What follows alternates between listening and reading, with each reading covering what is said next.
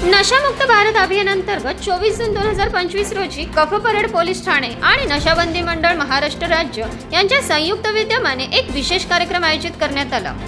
ही जनजागृती मोहीम आंतरराष्ट्रीय अंमली पदार्थ विरोधी दिनाच्या निमित्ताने KM कुंदणानी फार्मसी महाविद्यालय मुंबई येथे पार पडली। कार्यक्रमात प्रमुख मार्गदर्शक म्हणून नशाबंदी मंडळाचे कार्यक्रम समन्वयक मिलिंद पाटील यांनी उपस्थित तरुणांना say no to drug yes to life असा स्पष्ट आणि सशक्त संदेश दिला। त्यांनी सांगितलं की तंबाखू, सिगारेट, ड्रग्ज अशा पदार्थांचे व्यसन केवळ आरोग्यावरच नव्हे तर संपूर्ण आयुष्यावर दुष्परिणाम घडवते। तरुणाईला त्याचा फटका शिक्षण, नोकरी आणि कौटुंबिक नात्यावरही बसतो।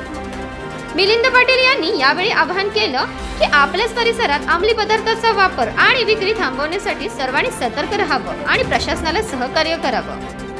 कार्यक्रमाचं आयोजन वरिष्ठ पोलीस निरीक्षक सतीश गायकवाड यांच्या मार्गदर्शनाखाली करण्यात आलं, तर सहाय्यक पोलीस निरीक्षक अभिजित भोसले यांनी तरुणांना व्यसनमुक्त राहून संघर्ष करण्याचं आवाहन केलं।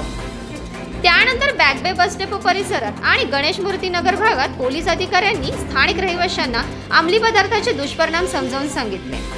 कार्यक्रमाच्या शेवटी अंमली पदार्थ विरोधी शपथ घेण्यात आली।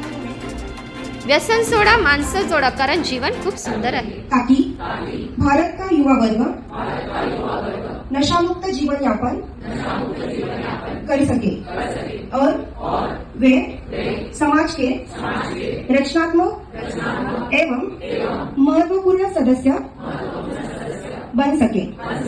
आज हम प्रतिज्ञा करते हैं कि नशे से दूर रहेंगे और स्वस्थ जीवन यापन करेंगे। जय हिंद। अशीच अपडेट पाहत रहा शिवकन्या न्यूजवर। बातमी विश्वात सतत खबरदार आणि जागरूक राहण्यासाठी चॅनलला सबस्क्राईब करा।